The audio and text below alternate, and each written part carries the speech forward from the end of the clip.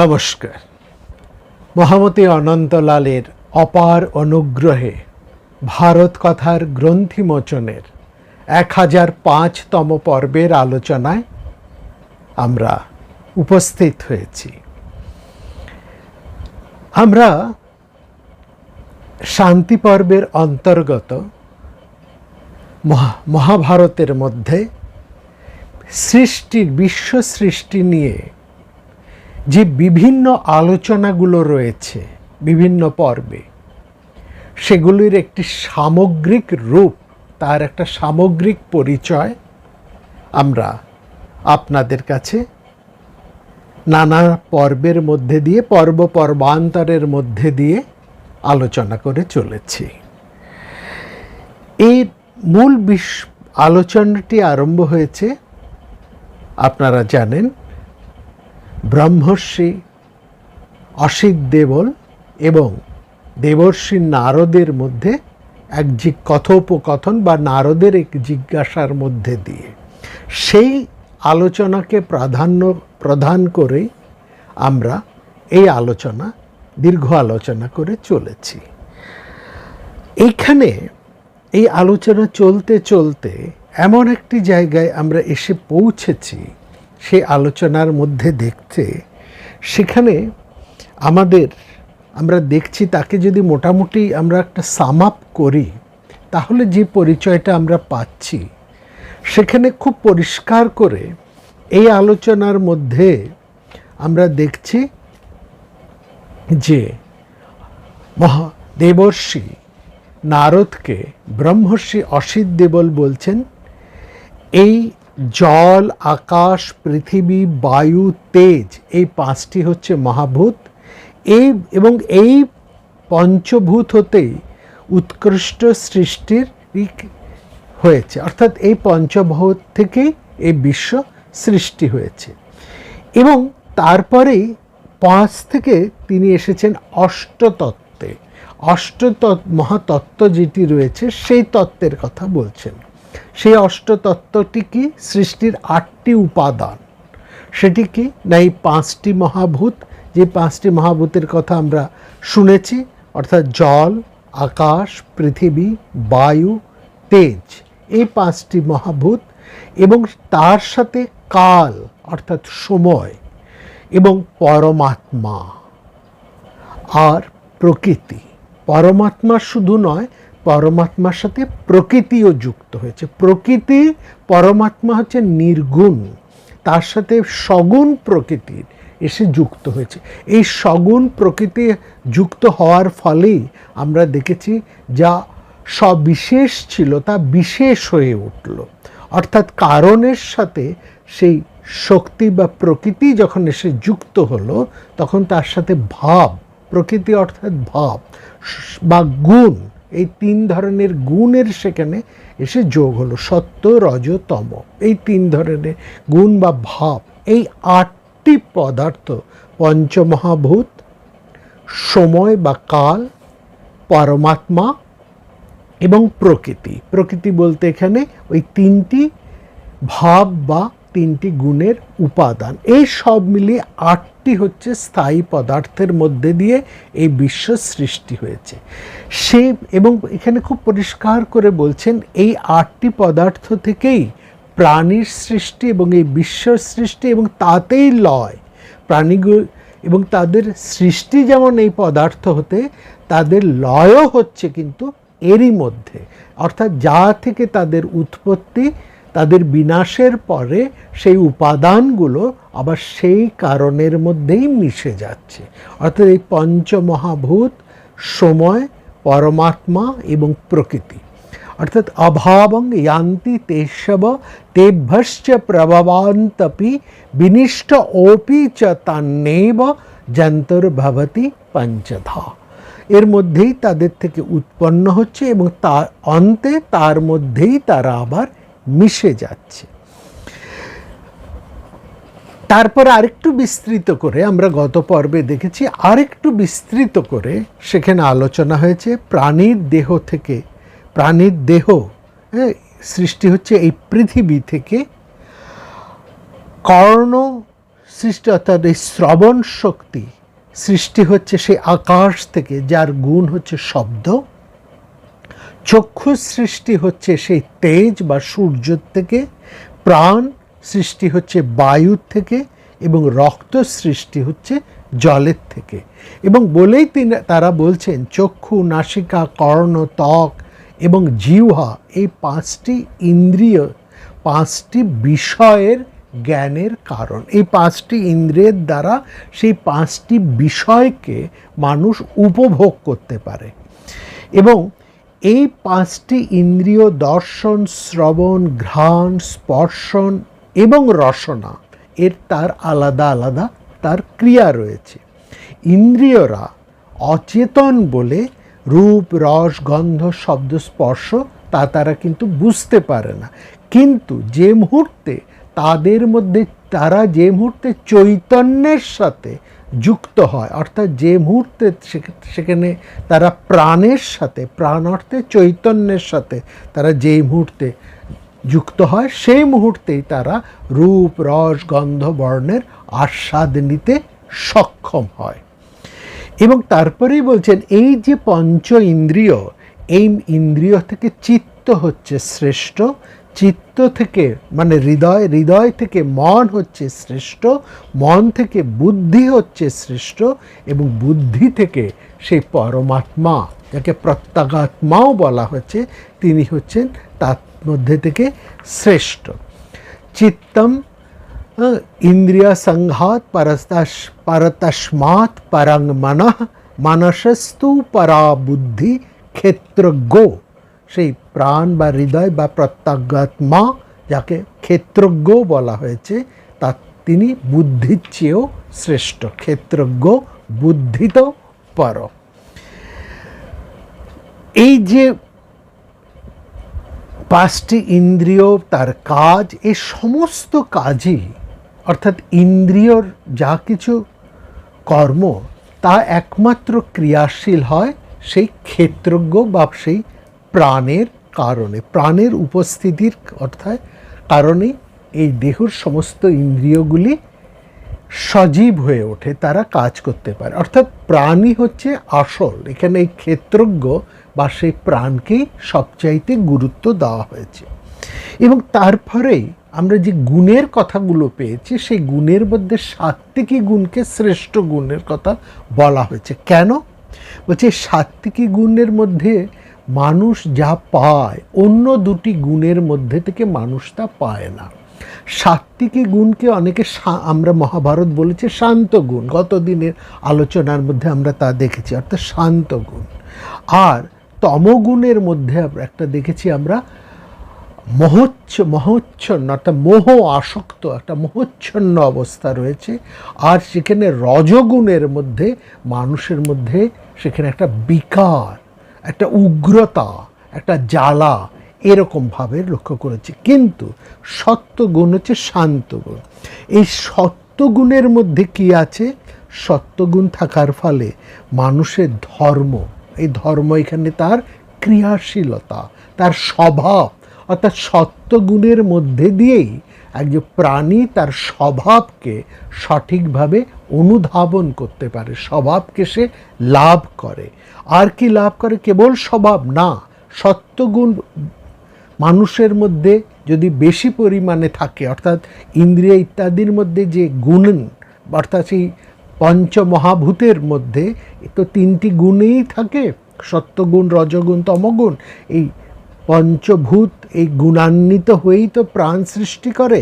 এবার এই গুণের মধ্যে যে মানুষের, যে প্রাণীর এই সমস্ত পঞ্চভূতের যে তিনটি গুণ, সেই তিনটি গুণের মধ্যে যার সত্যগুণটি সবচাইতে বেশি থাকে, অর্থাৎ যার মধ্যে শান্ত ভাবটি থাকে, শুদ্ধ ভাবটি থাকে, তার মধ্যে থাকে ধর্ম।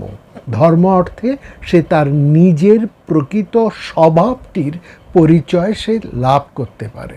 স্বভাব কি না? সে সত্যগুণ থাকলেই, অর্থাৎ সেই মানুষটি যখন শান্ত থাকে, স্থির থাকে, তখনই সে বুঝতে পারে যে সে হচ্ছে শুদ্ধ, সে নিত্য, সে মুক্ত, এবং সে আনন্দ স্বরূপ। এই যে তার স্বরূপ পরিচয়, এই স্বরূপ পরিচয়টি মানুষ একমাত্র লাভ করতে পারে যদি তার মধ্যে সত্যগুণের পরিমাণটি বেশি থাকে, বা সে যদি সত্যগুণী হয়।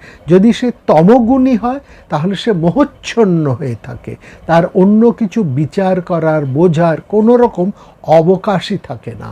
আর যদি তার মধ্যে রজগুণ বেশি হয় তাহলে তার মধ্যে একটা উগ্রতা অর্থাৎ একটা অহংকার, অসূয়া, দর্প, এগুলো আমরা দেখতে পারি। সুতরাং ওই তমগুণ কিংবা রজগুণের মধ্যে দিয়ে মানুষ নিজের সঠিক পরিচয় বা তার আত্মপরিচয়কে সে কখনোই লাভ করতে পারে না। পরিচয় লাভ করতে পারে তখনই যখন সে শান্ত ধীর অবস্থায় থাকে, অর্থাৎ তার মধ্যে সত্যগুণের পরিমাণটি সবচাইতে বেশি থাকে। সেই জন্যই বলা হচ্ছে সত্যগুণের মধ্যে সাত্ত্বিক ভাব মানুষই সে তার নিজের স্বপরিচয় অর্থাৎ ধর্মটিকে, নিজের স্বভাবটিকে সে জানতে পারে, ধর্ম স্বভাব জানতে পারে। আর এই পরিচয় সে জানতে পারে কিসের মাধ্যমে? না, সে জ্ঞানের মধ্যে দিয়ে।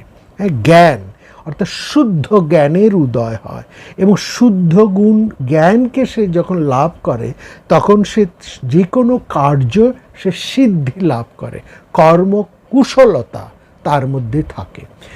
দেখুন, যখন কোনো কাজ মানুষকে করতে হয়, কোনো ডিসিশন যখন মানুষকে নিতে হয়, বা তার প্রতিবন্ধকতা তো সবসময় তার জীবনে থাকবে।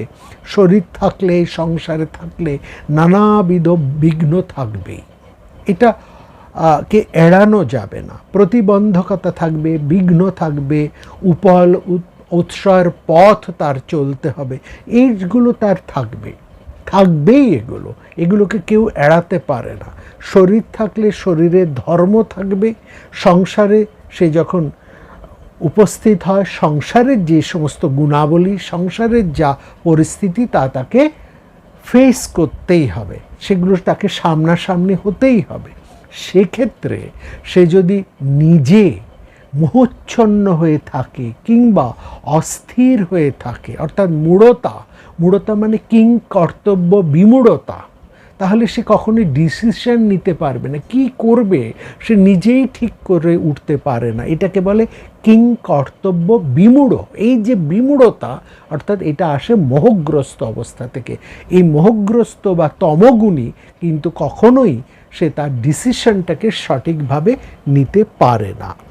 যদি সে রজগুণ তার মধ্যে থাকে তাহলে তার মধ্যে এত দর্প, এত অহংকার, হ্যাঁ, এত প্রচণ্ড আত্মভাব তার মধ্যে থাকে যে তার সে অস্মিতায়, দর্পময়তায় সে কিন্তু কখনোই সঠিক সিদ্ধান্ত সে নিতে পারে না।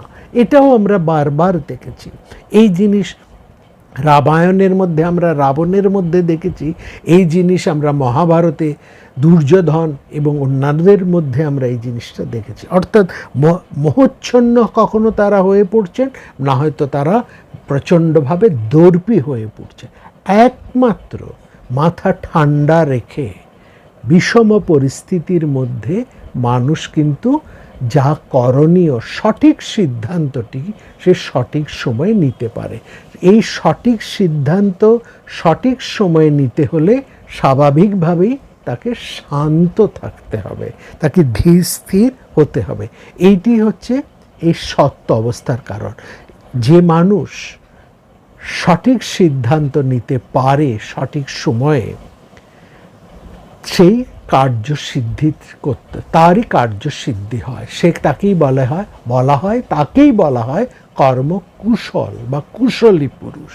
তার জ্ঞান শুদ্ধ, তার কারণ সে তার নিজের আত্মভাব বা স্বরূপ পরিচয় সে জানে, এবং এর ফলে সে আনন্দকে লাভ করতে পারে, সুখ নয়। সুখ থাকলে তার দুঃখ আসবে, সুখের সঙ্গে সঙ্গেই আসে দুঃখ। নিরবচ্ছিন্ন সুখ কখনই সম্ভব হয় না। যে যদি নিরবচ্ছিন্ন দুঃখ না থাকে তাহলে নিরবচ্ছিন্ন সুখও থাকবে না।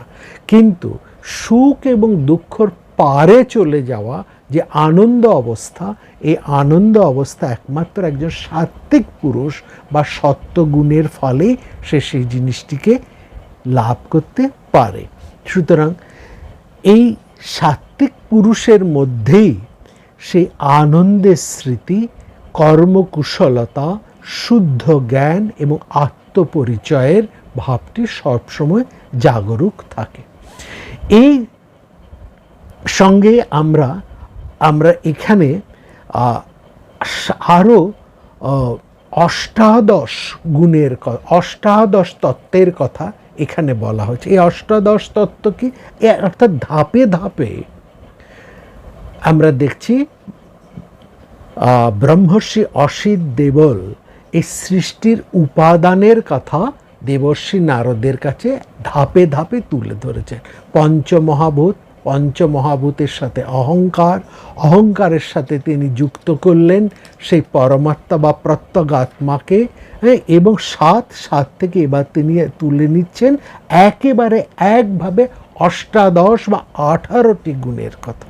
সেই 18 গুণ কি না, 5টি জ্ঞানেন্দ্রিয়, 5টি কর্মেন্দ্রিয়, মোট হলো 10টি, তার সাথে যুক্ত হলো মন 11, তার সাথে যুক্ত হলো চিত্ত 12, তার সাথে যুক্ত হলো প্রাণ, তার সাথে যুক্ত হলো বুদ্ধি, মোট এই 14টি ইন্দ্রিয়, অর্থাৎ 5টি জ্ঞানেন্দ্রিয়, 5টি কর্মেন্দ্রিয়, প্রাণ, চিত্ত, মন ও বুদ্ধি, এই মোট হলো 14টি ইন্দ্রিয়।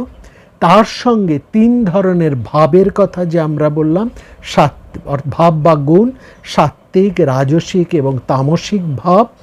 এই 14 আর 3 হলো 17টি গুণ, এবং 17টি গুণের সাথে যুক্ত হচ্ছেন ক্ষেত্রজ্ঞ, সেই বিরাট পুরুষ বা প্রত্যগাত্মা যাকে বলা হচ্ছে, অর্থাৎ জীবাত্মা।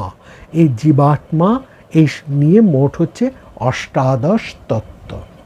এই অষ্টাদশ তত্ত্বের মধ্যে একমাত্র জীবাত্মা বা প্রত্যগাত্মা বা পরমাত্মা আমরা যাই বলি না কেন, সেটি একমাত্র নিত্য, আর বাকি যে 17টি সেগুলো হচ্ছে অনিত্য বা বিকারী। একমাত্র ওই অনিত্যের সাথেই পরম নিত্য বস্তু, সেই পরমাত্মা বা প্রত্যগাত্মা বা জীবাত্মা যে মুহূর্তে যুক্ত হচ্ছেন, সেই মুহূর্তেই সেই চৈতন্যের স্পর্শে অনিত্য নিত্যতা লাভ করছেন, অর্থাৎ যা জড় তা সজীব হয়ে উঠছেন। অর্থাৎ ওই 17টি 5টি কর্মেন্দ্রিয়, 5টি জ্ঞানেন্দ্রিয়, প্রাণ, চিত্ত, মন, বুদ্ধি এবং 3টি গুণ, অর্থাৎ এই 17টি কিন্তু চৈতন্যহীন বা জড়। তার সাথে চৈতন্য রূপ প্রত্যগাত্মা বা পরমাত্মার যোগ যেই মুহূর্তে হচ্ছে, সেই মুহূর্তেই এক বিশ্ব সৃষ্টির প্রাণ সে সজীব হয়ে উঠছে। মানুষ তখনই সজীব হয়ে ওঠে। এবং সেখানে খুব তারপরেই এই বলা হচ্ছে বিংশতি তত্ত্ব, এখানেই শেষ করছে না, 18টি তত্ত্বের পরের ধাপে চলে আসছেন বিংশতি তত্ত্ব। এই যে বিংশতি তত্ত্ব কথা বলা হচ্ছে এইটি হচ্ছে পঞ্চভৌতিক যে দেহ, 5টি উপাদান নিয়ে যে পঞ্চভৌতিক দেহ, সেগুলো কতগুলো বস্তুর সমষ্টি। বলছে কি কি বস্তুর সমষ্টি না, আমরা এখানে 18টি বস্তুর কথা তো একটু আগেই আমরা শুনলাম। তার সঙ্গে যুক্ত হচ্ছে জ্ঞান হলো 19, এবং তার সঙ্গে যুক্ত হলো জঠরানল, অর্থাৎ এই জঠরাগ্নি, এই মিলে মোট 20। এই 20টি উপাদান বা এই বিংশতি তত্ত্ব নিয়েই আমাদের পঞ্চভৌতিক শরীরের সমষ্টি। শুধু 5টি উপাদানের কথা আমরা প্রথমে শুনেছি এই বিশ্ব প্রপঞ্চ এই 5টি উপাদানের তৈরি, 5টি উপাদানে এই বিশ্ব প্রপঞ্চ সৃষ্টি।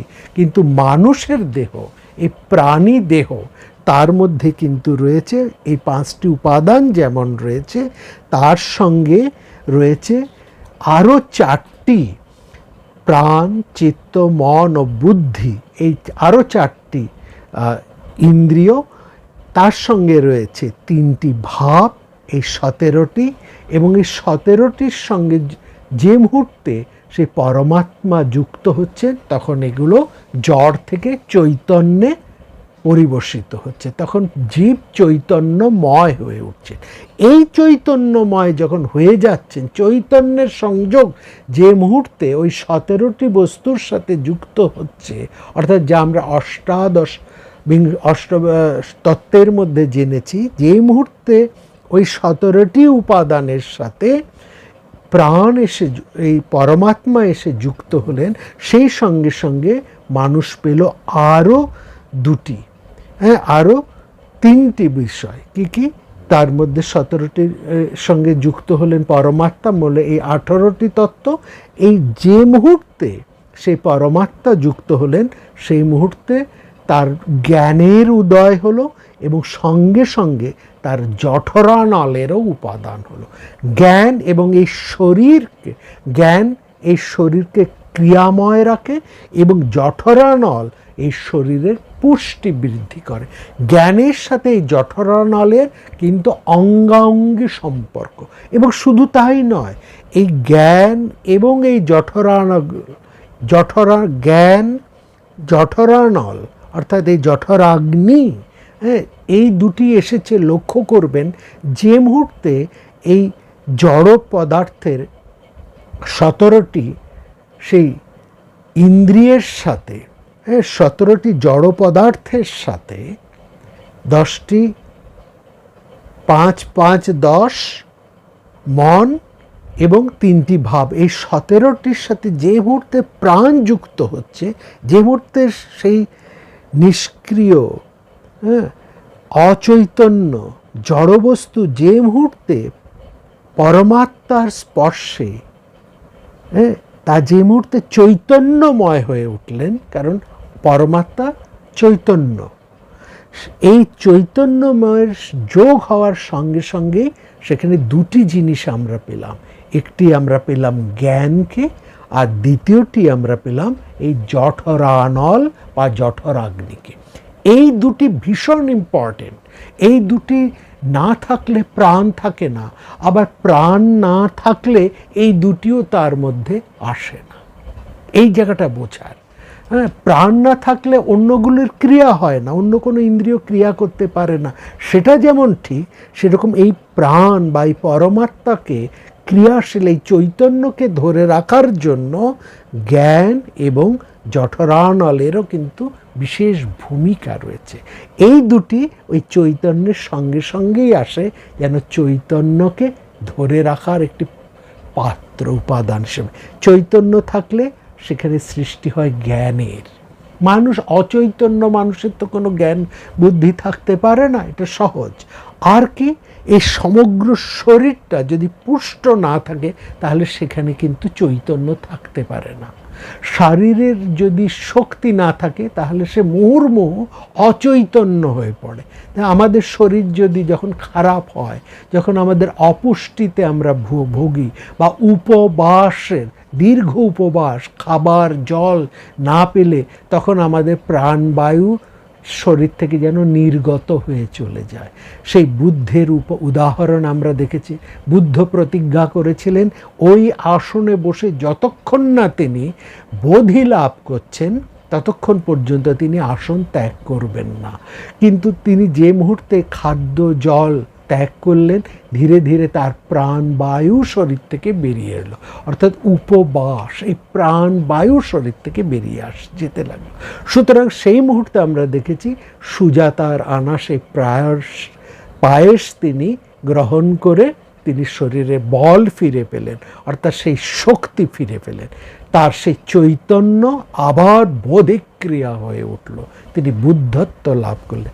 সুতরাং চৈতন্যের সঙ্গে আসার সঙ্গে যেমন মানুষের জ্ঞান লাভ হয়, তেমনি এই পুষ্টিটিও দরকার। জঠরানলে আহুতিও কিন্তু প্রয়োজন। এই আহুতিরও আবার মাত্রা আছে, অধিকও খারাপ, আবার তার যতটুকু পরিমাণ তার থেকে বেশি হওয়াটাও যেমন খারাপ, আবার অল্প হওয়াটাও খারাপ।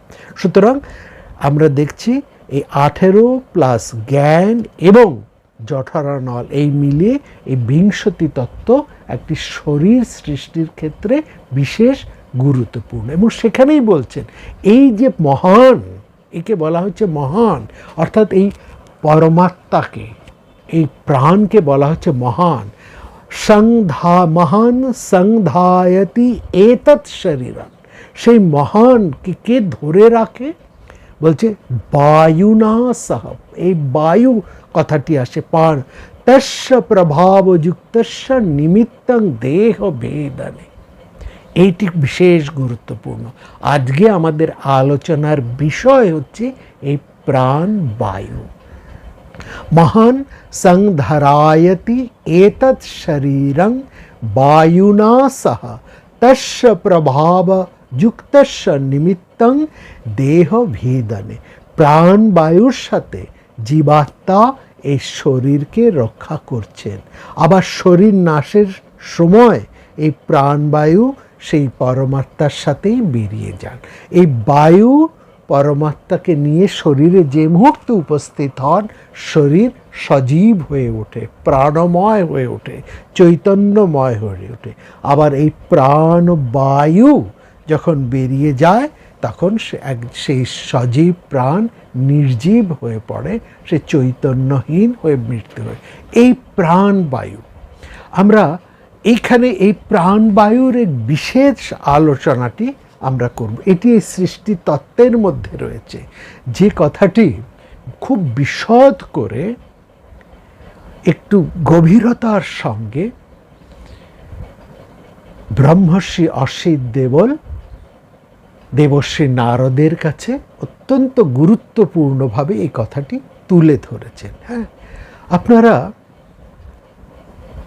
এই কবিতাটি বা এই গান, রজনীকান্তের এই গানটির কথা আপনারা সবাই জানেন।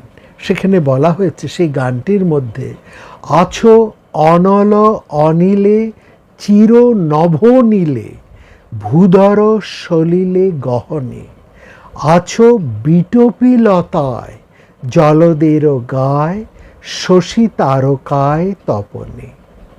আছো অনল, অনলের মধ্যে আছো তুমি, আছো অনলের মধ্যে, আগুনের মধ্যে, অনিল, অনিল মানে এই বাতাসের মধ্যে, চির নভনীলে, নভ মানে আকাশ, এই আকাশের মধ্যে রয়েছে, ভূধর মানে এই মাটির, এই পৃথিবীতে, ভূধর সলিল মানে জলে, গহনে গভীরের মধ্যে তুমি রয়েছ, আছো বিটপি লতায়, সমস্ত প্রকৃতির মধ্যে, গাছপালা উদ্ভিদ সব কিছুর মধ্যে রয়েছে, লতা গুল্মে, আছো বিটপি লতায় জলদের গায় মানে মেঘের মধ্যে, শশী তারকায় তপনে। কে আছে?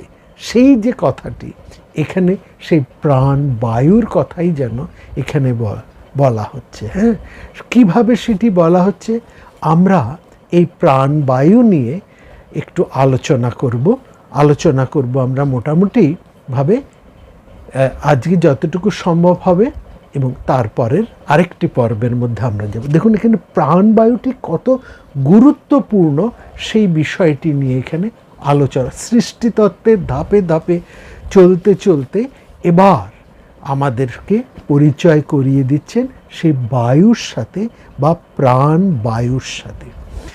বায়ু এই যে শব্দটা, আজকে এই বায়ু সম্পর্কে আমাদের যে আলোচনা, আজকে সেই সৃষ্টিতত্ত্বের মধ্যে এই প্রাণক্রিয়ার মধ্যে বায়ু কতটা গুরুত্বপূর্ণ সেটি আমরা দেখব। কেমনভাবে আমাদের বিভিন্ন দর্শনে এই বায়ুকে ধরা হয়েছে, যে বায়ুর কথা আমরা মহাভারতে এই অসিত দেবল এবং নারদ সংবাদের মধ্যে পাচ্ছি।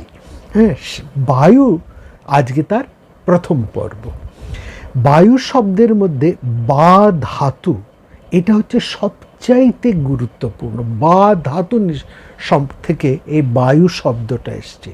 হ্যাঁ, বা আসলে বায়ু শব্দের মধ্যে ব, এই বর্ণটার কিন্তু কোনো অর্থ নেই, এটা অর্থহীন। কিন্তু যে মুহূর্তে এই বস বর্ণটি ইন ধাতুর উত্তর উন প্রত্যয়ের সাথে যুক্ত হলো, হ্যাঁ, তখন যে শব্দটা আমরা পাই সেটা আসলে কিন্তু আয়ু। বটা কোনো গুরুত্বপূর্ণ নয়। হ্যাঁ, ইন ধাতুর উত্তর প্রত্যয় থেকে যে শব্দটি আমরা পাই সেটা আসলে হচ্ছে আয়ু। বুঝতে পারছেন কোন দিকে ইঙ্গিতটা, কোন দিকে? বায়ুর মধ্যে নিহিতভাবে রয়েছে আয়ু। ব শব্দটি কিন্তু এখানে অর্থহীন। বায়ুর মধ্যে ইন প্রত্যয়ে যে শব্দটি আসলে আদতে লুকিয়ে আছে সেটি হচ্ছে আয়ু। প্রত্যেক বায়ুর মধ্যেই আয়ু প্রচ্ছন্নভাবে থাকে এবং সেইটি সবচাইতে বেশি গুরুত্বপূর্ণ। এটাই হচ্ছে বোঝার। এখানেই আমাদের ব্যাকরণ দর্শন কতটা গুরুত্বপূর্ণ সেটা বুঝতে হয়। অর্থাৎ ব্যাকরণ দর্শনকে বুঝলে তবেও আমরা কিন্তু এই সমস্ত শব্দের মধ্যে যে গভীর ইঙ্গিত রয়েছে, যে তত্ত্বটি রয়েছে, সেটিকে আমরা খুব সহজভাবে ধরতে পারি।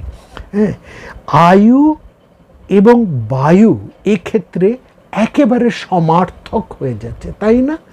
আসলে বায়ুটা গুরুত্বপূর্ণ নয়, গুরুত্বপূর্ণটা হচ্ছে আয়ু। এই আয়ুটা থাকে কিসের? না বায়ু, যাকে আমরা বলেছি প্রাণবায়ু।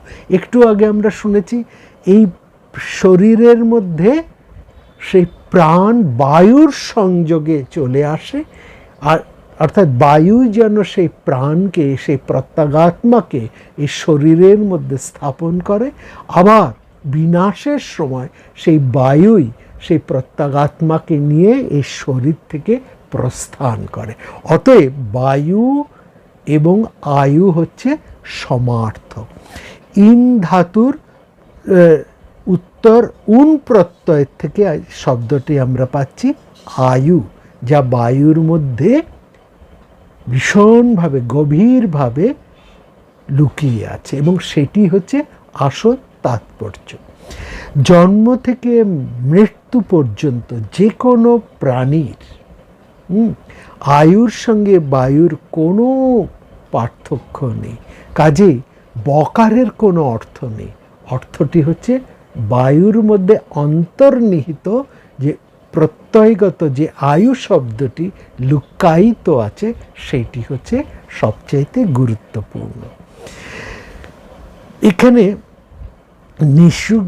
নিরুক্তের প্রসিদ্ধ টিকাকার তিনি স্থৌলাস টিভি, তিনি খুব চমৎকার করে বলছেন, ঋষভ যেমন বৃষভ হয় এবং বৃষভের কোনো অর্থ থাকে না, ঋষভ এবং বৃষভ সমার্থক। এখানে বৃষভের মধ্যে রয়েছে ঋষভ, আসলে সেখানে বকারের যেমন কোনো অর্থ থাকে না, সেরকম বায়ুরও মধ্যে কিন্তু বকারের কোনো অর্থ নেই, আসল অর্থটি হচ্ছে অকার। সেই জন্য যাস্ক একটি ঋক মন্ত্রকে উদ্ধৃতি করে তিনি খুব চমৎকার করে বলছেন যে আয়ু শব্দটি দিয়ে ইন্দ্রিয়ের সাথেই তাকে কিন্তু যুক্ত করে দেওয়া হচ্ছে। বলছে একটি মন্ত্র, যাস্ক একটি মন্ত্র, ঋক মন্ত্রকে উদ্ধার করে বা একটি ঋক মন্ত্র প্রতি আমাদের দৃষ্টি আকর্ষণ করে বলছেন যে লক্ষ্য করো এই মন্ত্রের মধ্যে আয়ু কেমনভাবে ইন্দ্রিয়ের সাথে একার্থ, একীভূত হয়ে একই সঙ্গে উচ্চারিত হচ্ছে। সেটা কি মন্ত্র? সানমিত্র বরুণ আর্যুমায়ু আর্যমায়ু ইন্দ্র ঋক্ভুক্ষা মরুত পরীক্ষণ। আয়ুই হচ্ছে বায়ু।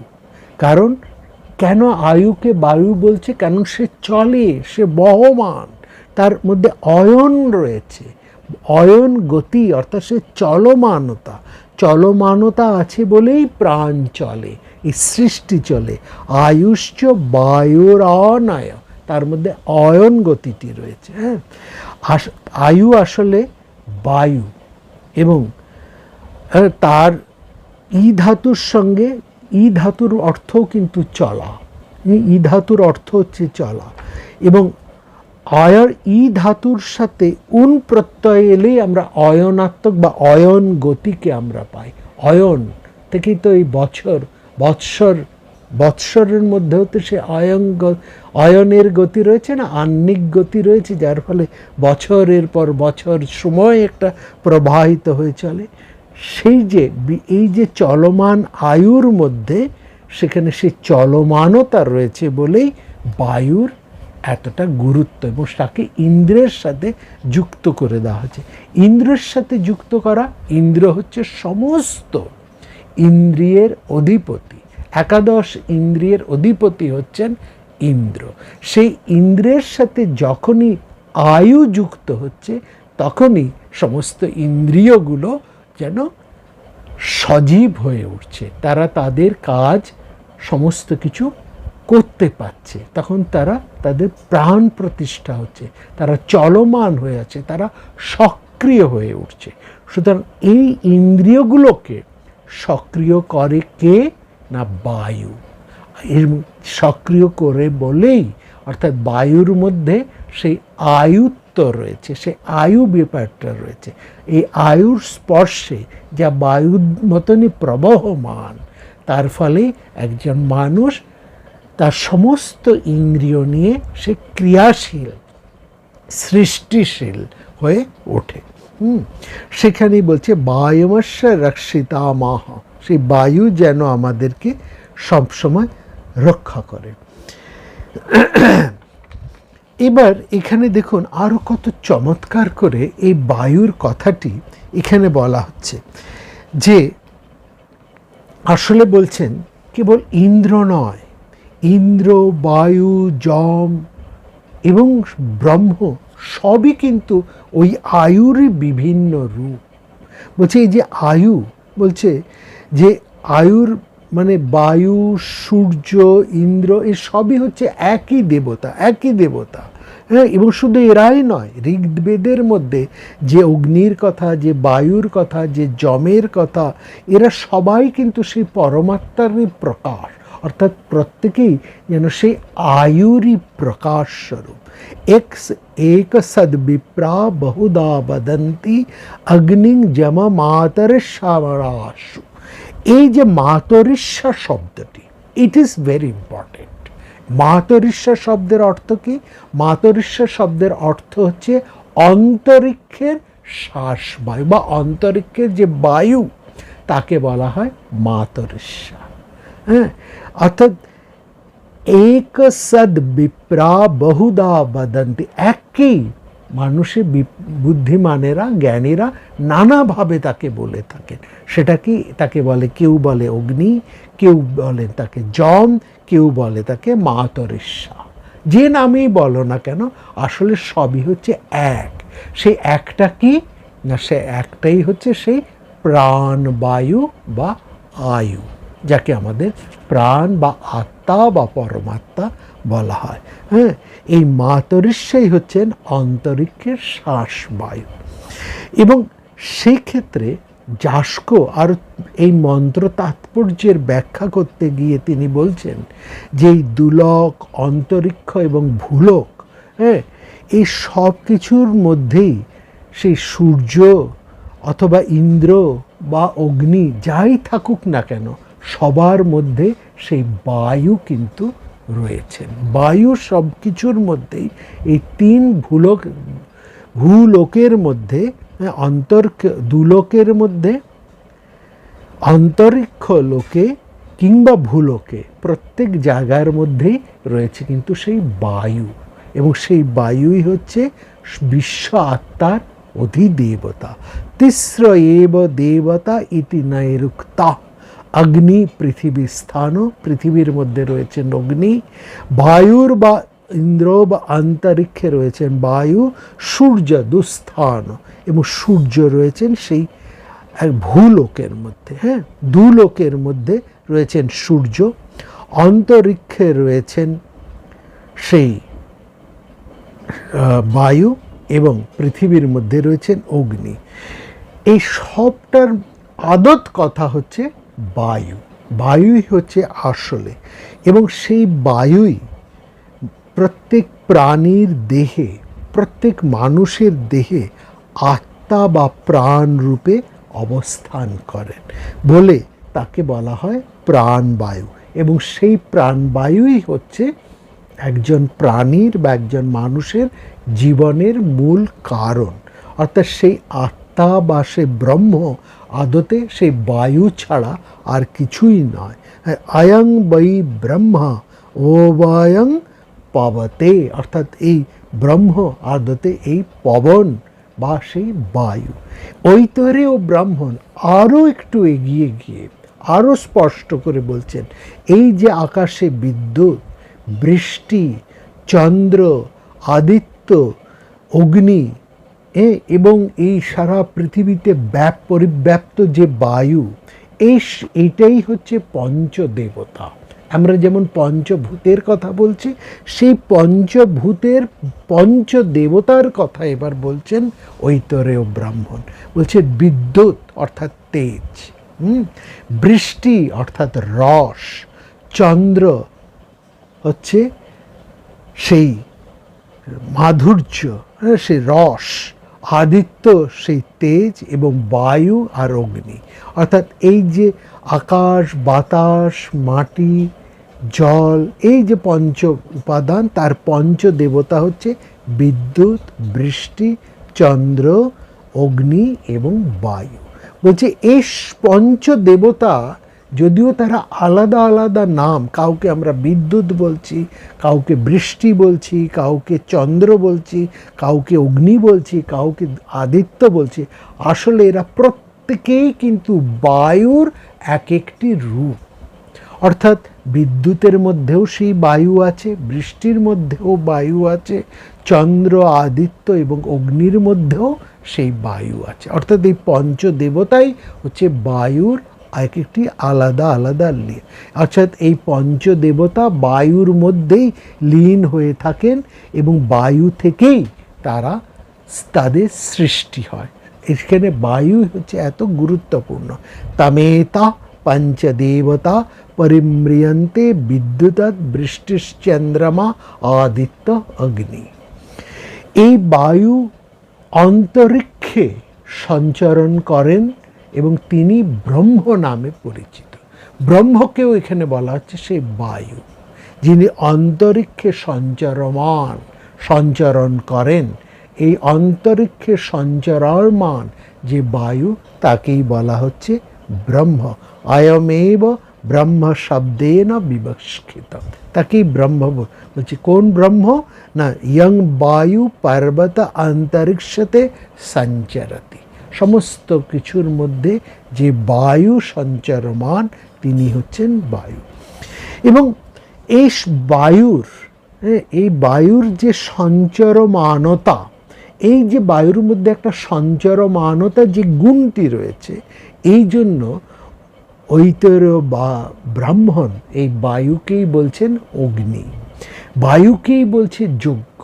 দেখুন, বায়ু না থাকলে অগ্নি জ্বলে না, এটা তো আমরা জানি। যেখানে আগুন সেখানে হাওয়া থাকবেই, বা হাওয়া না থাকলে আগুন থাকবে না।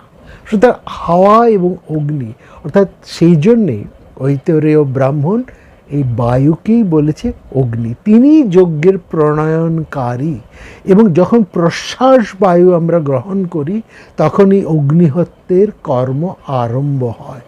বায়ু সমস্ত কিছুকে অতিক্রম করতে পারে, সব কিছুকে তিনি ত্বরণ করতে পারে। বায়ুই সমস্ত দেবতাদের উদ্দেশ্যে যজ্ঞীয় হবি বহন করে নিয়ে যান। বায়ুই হচ্ছে জাতবেদা অগ্নি। এই যে অগ্নিকে জাতবেদা বলা হয়, এই অগ্নি, জাতবেদা অগ্নি আসলে হচ্ছেন এই বায়ু। এই সব কারণে বায়ুকেই বলা হয়েছে ব্রহ্ম। বায়ুর বৈ জাতবেদা বায়ুরিদ সর্বং করোতি, বায়ুই সব কিছু করে তোলে। এবং ছান্দোগ্য উপনিষদের মধ্যে আপনারা বিশদ করে লক্ষ্য করবেন, সেখানে বলা হচ্ছে বায়ু যদি তৃপ্ত হয়, এর একটা চমৎকার ব্যাখ্যা আছে। সেখানে কি বলা হচ্ছে? বায়ু তৃপ্তাৎ আকাশস্তৃপ্ততি, আকাশে তৃপ্ততি যৎকিঞ্চিৎ বায়ুশ্চাকাশাধিষ্ঠিতস্তৃপ্ততি, তস্যানু তৃপ্তং তৃপ্ততি ব্রজয়া পশুরাভিন্নদেদন তেজসা ব্রহ্মশ্চ সেনতি, এষ হৈ যজ্ঞং এয়ং পবতে, এষ ন ইদং সর্বং পুনাতি। কি বলা হচ্ছে? মূল কথাটা কি? তাৎপর্যটা কি? এত বড় যে আমরা শ্লোকটি ঋগ্বেদের মধ্যে এবং ছান্দোগ্য উপনিষদের মধ্যে পেলাম, তার আসল বক্তব্যটা কি? বক্তব্য হচ্ছে বায়ু যদি তৃপ্ত হয় তাহলে আকাশ তৃপ্ত হয়। আকাশ এবং বায়ুর অধীনে থাকা সমস্ত কিছুই তখন তৃপ্ত হয়। তাতে মানুষ, পশু, অন্ন, বীর্য এবং ব্রহ্মতেজ সব কিছু বৃদ্ধি ঘটে এবং সব কিছুর পরিতৃপ্তিও ঘটে। এই জন্যেই এই চিরপ্রবহমান বায়ুকে যজ্ঞ বলা হয়েছে এবং বায়ুকে পবিত্র ব্রহ্ম বলা হয়েছে। ভালো করে লক্ষ্য করুন, বলছে বায়ু যদি তৃপ্ত হয়, অর্থাৎ বায়ু তৃপ্ত হওয়া মানে শুদ্ধ বায়ু। আমরা বাঁচতে পারি কিসে? শুদ্ধ বায়ুতে। এই জন্য দেখুন সারা পৃথিবী জুড়ে একটা বিশাল আন্দোলন চলছে, পরিবেশ ভাবনা, পরিবেশ নিয়ে একটা আন্দোলন। এই পরিবেশটা নষ্ট হয় মানে কি? জল, বাতাস নষ্ট হয়ে যাচ্ছে, নিঃশ্বাস নিতে পারছে না।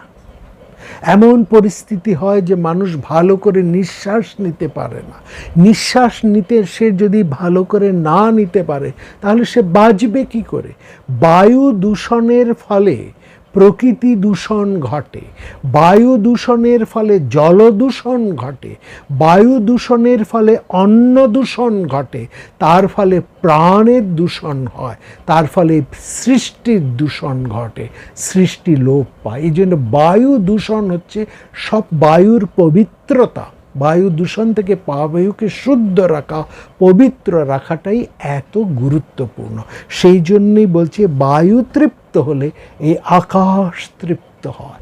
আকাশ যদি তৃপ্ত হয় তাহলে আকাশের মধ্যে যা কিছু অবস্থান করছে, আমরা যা এই আগের দুটি পর্বে দেখেছি, আকাশ থেকে শব্দ, শব্দের থেকে জল, জলের থেকে এই প্রাণের সৃষ্টি।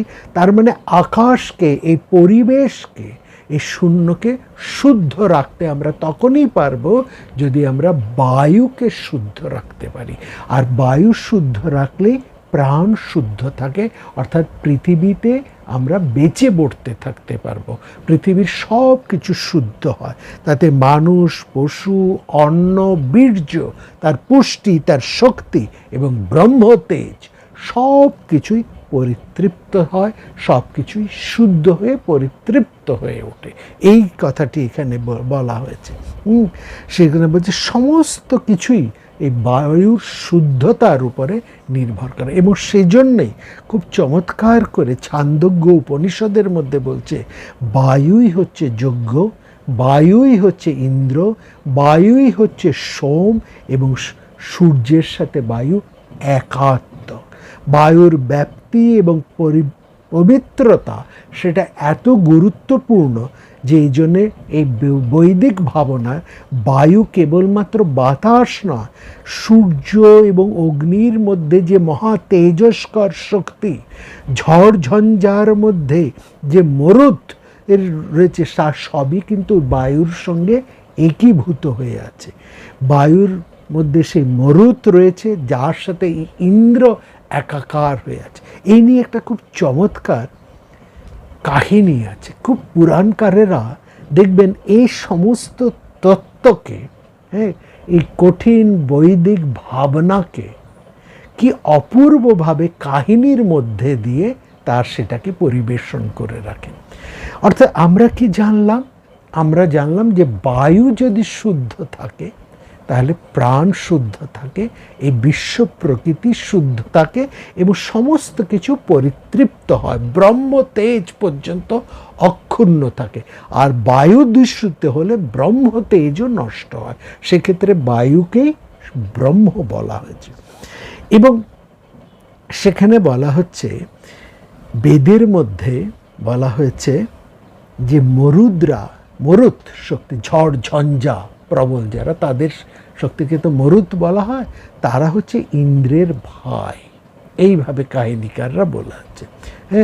তারা একটি মন্ত্রে বলছে, হে ইন্দ্র, তোমরা এই মরুৎরা হচ্ছে তোমার ভাই। ভাই শব্দের অর্থ ভ্রাতা। ভালো করে লক্ষ্য করবেন, ভাই বা ভ্রাতা শব্দ থেকে এসছে আমরা ভাই কথাটা। আমরা এই যে ভাইচারা করি না, বলে ভাই, ভাই শব্দের আদত অর্থটা কি জানেন? কথায় কথায় বেড়ে যায়, একটার থেকে আমরা আরেক দিকে চলে আসি। ভ্রাতা বা ভাই, আদত তার অর্থ যে ভ্রাতা শব্দ থেকে তো ভাই কথাটা আমরা পাচ্ছি, তাহলে ভাই কথাটা এসছে ভ্রাতা শব্দ থেকে। ভ্রাতা শব্দের মূল তাৎপর্য কি? যা অর্থাৎ যা ভরণীয়, হ্যাঁ, যাকে যাকে যে ভরণ পোষণ লাভের যোগ্য, সেই ভাই। অর্থাৎ যাকে আমি ভরণ পোষণ করব বা যে আমাকে ভরণ পোষণ করবে, আমি তার ভাই বা সে আমার ভাই, এই অর্থ থেকে ভ্রাতা বা ভরণ শব্দ। এই যে ব্রাদারহুড, এই যে ব্রাদারহুড শব্দটা মানে কি? পরস্পর পরস্পরকে রক্ষা করবে, পরস্পর পরস্পরকে রক্ষা করার এই ভাবনা থেকেই এই ভ্রাতা বা ভরণীয় শব্দ এসেছে।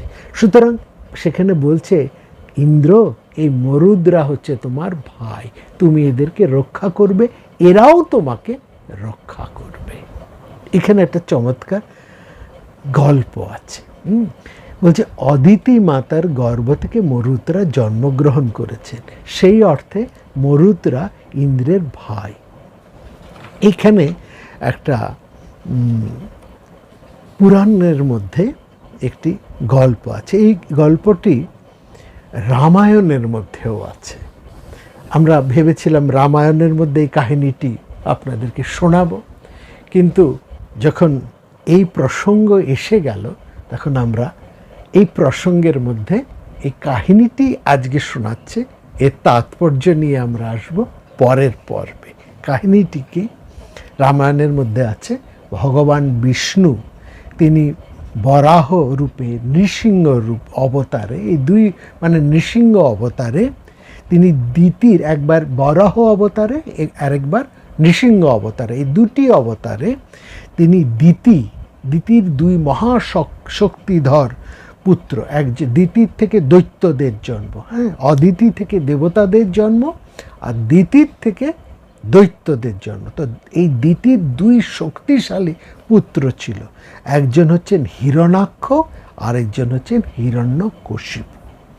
হিরণাক্ষকে বিষ্ণু বরাহ অবতারে বধ করেন, আর হিরণ্যকশিপুকে সেই বিষ্ণু নৃসিংহ অবতারে বধ করেন। তো দিতি বুঝলেন যে অদিতির ছেলে এই বিষ্ণুই আমার, অর্থাৎ এই ইন্দ্রই আমার এই দুই সন্তানকে বধ করেছেন, বিষ্ণুর সাহায্যে তারা বধ করেছেন। ইন্দ্রই এই হত্যাকাণ্ডটি করেছেন বিষ্ণুর সাহায্যে। তখন তিনি পুত্র শোকে আরও একেবারে পাগল হয়ে গিয়ে দিতি তিনি ভীষণ প্রতিহিংসা পরায়ণ হয়ে উঠলেন ইন্দ্রের বিরুদ্ধে। তিনি বললেন যে আমি কঠিন তপস্যা করে এমন এক সন্তান লাভ করব, যে সন্তান ইন্দ্রকে বধ করতে সমর্থ হবে। মনে রাখবেন, ইন্দ্র হচ্ছে বিষ্ণুর ছোট ভাই, ইন্দ্র উপেন্দ্র, উপেন্দ্র ইন্দ্র, এরা হচ্ছে ভাই। বিষ্ণু এবং ইন্দ্র এরা দুজনে আসলে কিন্তু ভাই, ইন্দ্র এবং উপেন্দ্র। তো বলছেন আমি ওই ইন্দ্রিয় আসক্ত কঠিন ভাতৃহন্তক ইন্দ্রকে বধ করব, যতক্ষণ না আমি এরকম একজন সন্তান লাভ করতে না পারছি ততক্ষণ পর্যন্ত আমি ঘুমাবো না। এই কঠিন তপস্যায় তিনি, অর্থাৎ ঘুম তার ছুটে গেল, তিনি এত কঠিন তপস্যায় আত্মনিয়োগ করলেন দিতি। জানবেন দৈত্যরাও তপস্যা করে, দেবতারা যে কেবল তপস্যা করে না, দৈত্যরাও তপস্যা করে, এবং দৈত্যদের তপস্যা অত্যন্ত কঠিন কঠোর তপস্যা। রাবণের তপস্যার কথা তো আপনারা জানেন, শুনেছেন, রাবণের তপস্যা, কুম্ভকর্ণের তপস্যা, কি ভয়ঙ্কর তপস্যা। সেক্ষেত্রে এবার স্বয়ং দিতি, অর্থাৎ দৈত্যদের জননী, তিনি বসেছেন তপস্যায়। কি কেমন কঠিন, তিনি ঘুমকেই উড়িয়ে দিয়েছেন, ঘুমাবেন না, যতক্ষণ না পুত্র পর্যন্ত তিনি এমন একটি সন্তান লাভ করছেন যে সন্তানের মাধ্যমে তিনি ইন্দ্রিয়াসক্ত কুড়ো কঠিন সেই ভাতৃহন্তক ইন্দ্রকে না তিনি বধ করতে পাচ্ছেন, অর্থাৎ বিষ্ণুর সেই প্রধান সহায়ক ইন্দ্রকে, যে ইন্দ্র বিষ্ণুর সহায়তায় তার দুই পুত্রকে বধ করেছে, ততক্ষণ পর্যন্ত সেই ইন্দ্রকে তিনি যতক্ষণ না বধ করতে পাচ্ছেন ততক্ষণ তিনি এই তপস্যা থেকে উঠবেন না, অর্থাৎ তিনি ঘুমোবেন না। কিভাবে তিনি করবেন? তিনি তার স্বামী কশ্যপের এক পত্নী দিতি, আরেক পত্নী অদিতি আমরা জানি। তো সেই স্বামী কশ্যপের কাছে তিনি উপস্থিত হয়েছেন, সেই কঠিন তপস্যা করে তিনি স্বামীর সঙ্গে কাছে এসেছেন সেরকমই এক তপস্যা লাভের জন্য তিনি এসেছেন। তার উদ্দেশ্য হচ্ছে স্বামীর কাছ থেকে কঠিন তপস্যার মাধ্যমে এমন এক শক্তিশালী পুত্র লাভ করবে যে ভবিষ্যতে ইন্দ্রকে বধ করবে। দ্বিতীয়, অত্যন্ত নিষ্ঠা সহকারে মহর্ষি কশ্যপের সেবা শুশ্রূষা আরম্ভ করলেন।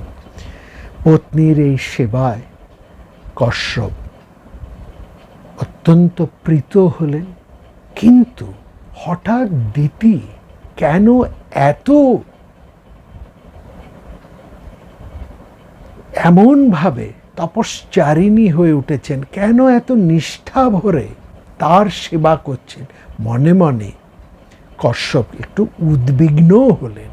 অর্থাৎ স্বামী যখন দেখেন স্ত্রী নাওয়া খাওয়া ছেড়ে কঠিনভাবে বাড়ির কাজ করে চলেছেন, নানাভাবে স্বামীর সেবা করে চলেছেন, তখন স্বামী যেমন প্রসন্ন হন, মনে মনে স্বামীরা কিন্তু একটু উদ্বিগ্ন হন, অর্থাৎ তার স্ত্রীর কি উদ্দেশ্য সেটা জানার জন্য। অর্থাৎ স্বামীরা যুগপৎ প্রীত এবং উদ্বিগ্ন হয়ে ওঠেন, এটাই হচ্ছে মূল উদ্দেশ্য। এখানে তিনি যতটা প্রীত হলেন ততটাও তিনি উদ্বিগ্ন হলেন এবং বললেন, তিনি দিতিকে বললেন, মহর্ষি কশ্যপ, যে ঠিক আছে, তুমি তোমার তপস্যার মাধ্যমে আমাকে প্রসন্ন করে তুলেছ, তার জন্য তুমি যেরকম পুত্র চাও সেরকম পুত্র তুমি লাভ করবে, তুমি তোমার মনোমত পুত্র লাভ করবে, কিন্তু তার জন্য তোমাকে ত্রুটিহীনভাবে, একটাও কোনো রকম দোষ থাকবে না, এতটুকু ত্রুটি থাকবে না, এতটুকু তার মধ্যে দোষ ত্রুটি থাকবে না, এতটুকু মানে সামান্যতম বিন্দু মাত্র ত্রুটিহীনভাবে 1 বছর তোমাকে সমস্ত ব্রত নিয়ম পালন করতে হবে। এটা যদি করতে পারো, তোমার এই তপস্যা, এই ব্রতের মধ্যে যদি সেটা সর্বতোভাবে ত্রুটিহীন হয়, তবেই তুমি তোমার ইচ্ছা অনুসারে পুত্রটি লাভ করবে। আর তা যদি না হয়, তার মধ্যে যদি একটিও ত্রুটি ঘটে, তাহলে তোমার সে পুত্র হবে বটে, কিন্তু সেই পুত্র ইন্দ্রহন্তক না হয়ে দেবতাদের ইন্দ্র অনুগত হয়ে যাবে। ভয়ঙ্কর কঠিন এক শর্ত দিলেন স্বামী। বললেন, ঠিক আছে, তুমি যেমন সন্তান চাইছো তেমন সন্তানই তুমি লাভ করবে, কিন্তু এই 1 বছরের মধ্যে তোমায় একটিও দোষ করতে পারবে না, একটিও ভুল করতে পারবে। যদি একটি ভুল করো, সন্তান পাবে, সেই সন্তান অত্যন্ত ক্ষমতাবান সন্তান হবে, অত্যন্ত পরাক্রমী সন্তান হবে, কিন্তু সেই পরাক্রমী ক্ষমতাবান সন্তান নিয়ে সে সন্তান ইন্দ্রহন্তক হবে না, বরং সে ইন্দ্রের সাহায্যকারী হবে, ইন্দ্রের অনুগত সে হয়ে উঠবে। কশ্যপের এই যে আশীর্বাদ বা যে কথা, তার মধ্যে দিয়ে আমরা দিতির অভিপ্রায় সেটা কিন্তু স্পষ্ট হয়ে গেল। এই কশ্যপের এই আশীর্বাদের কথাটি সরাসরি চলে গেল ইন্দ্রের কাছে। ইন্দ্র জানতে পারলেন যে দিতি কশ্যপের কাছ থেকে কি বর লাভ করেছে, অর্থাৎ তার হন্তক সৃষ্টি হচ্ছে, কিন্তু সেখানে একটা কঠিন শর্ত আছে। শর্তটি কি? এতটুকু ত্রুটি থাকবে না। আমরা এই কাহিনী এবং তার পরবর্তীটি নিয়ে আগামী পর্বে আসব।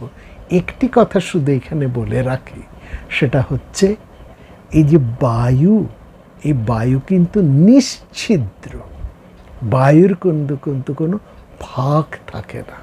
বায়ু যখন যেখানে যায় নিশ্ছিদ্রভাবে সে বায়ু কিন্তু, এবং যেখানে যায় সেই জায়গাটা বায়ু কিন্তু পূর্ণ করে তোলে। একটা ফাঁকা জায়গার মধ্যে অতি অল্প পরিমাণ বায়ু যদি সেখানে প্রবেশ করানো হয়, সেই অল্প সংখ্যক বায়ু হোক বা বেশি পরিমাণেই বায়ু, অর্থাৎ অল্প পরিমাণেই বাতাস হোক বা বেশি পরিমাণের বাতাস হোক, সেটা সেই সম্পূর্ণ অংশটাকে কিন্তু একেবারে আচ্ছাদিত করে থাকে।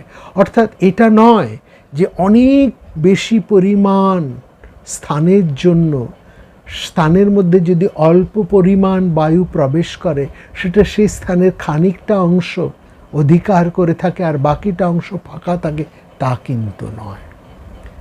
যত সামান্য অংশের বাতাসই হোক না কেন বা যত বেশি পরিমাণের বাতাসই হোক না কেন, সেটি সম্পূর্ণ অংশকে, সম্পূর্ণ শূন্যকে পরিব্যাপ্ত করে রাখে, এতটুকু অবকাশ থাকে না।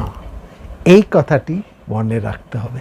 এই কথাটির সাথে মহর্ষি কশ্যপের আশীর্বাদের বা তার যে শর্ত, তার শর্তের একটা মিল যেন রয়েছে। বলেছেন তিনি তার স্ত্রী দিতিকে, তোমার এই 1 বছরের তপস্যা হতে হবে নিশ্ছিদ্র, তার মধ্যে কোনো ত্রুটিহীন, একটিও ত্রুটি তার মধ্যে, একটি কেন অর্ধেক ত্রুটিও তার মধ্যে থাকতে পারবে না।